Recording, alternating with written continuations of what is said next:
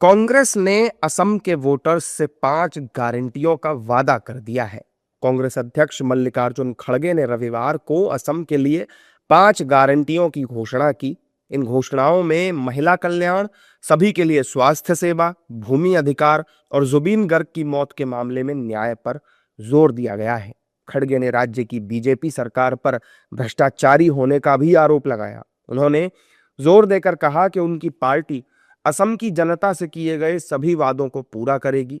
खड़गे की इन गारंटियों पर बीजेपी की प्रतिक्रियाएं भी आई। बीजेपी कह रही है कि पहले अपनी पार्टी के नेताओं की गारंटी कांग्रेस ले ले और फिर किसी से बात करे।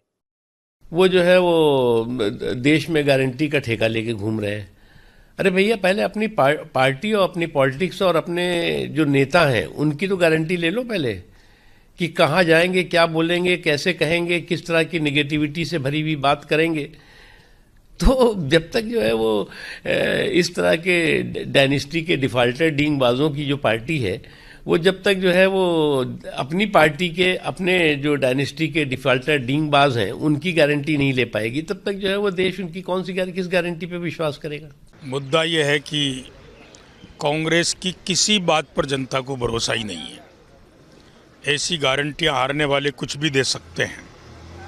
उनको ये ज़रूर विश्वास है कि मोदी है तो मुमकिन है, मोदी है तो जो बोलेगा वो करेगा। बाकी कांग्रेस क्या बोलती क्या करती है, इन वर्षों में दुनिया ने उसको देख लिया है। अब उनकी बातों की विश्वसनीयता शून्य है। वहीं अपने नेता के बयान पर कांग्रेस की तरफ से भी प्रतिक्रिया आई। कांग्रेस के नेता कह रहे हैं कि कांग्रेस जो कहती है उसे पूरा करती है। नहीं, निश्चित तौर से हमारी सरकार वहाँ बन रही है और हम जो हमारे राष्ट्रीय अध्यक्ष जी ने कहा है उसको हम पूरा करेंगे। और कांग्रेस हमेशा जो कहती है वो उसको पूरा करती है, चाहे वो असम हो चाहे केरल हो। जो हम जहाँ कहेंगे उसको पूरा करेंगे। दरअसल असम विधानसभा चुनाव की तारीख नजदीक आने लगी है, जिसकी वजह से असम की सियासत में बयानबाजी भी तेज हो गई है। अब कांग्रेस अध्यक्ष खड़गे की गारंटियां चर्चा में हैं।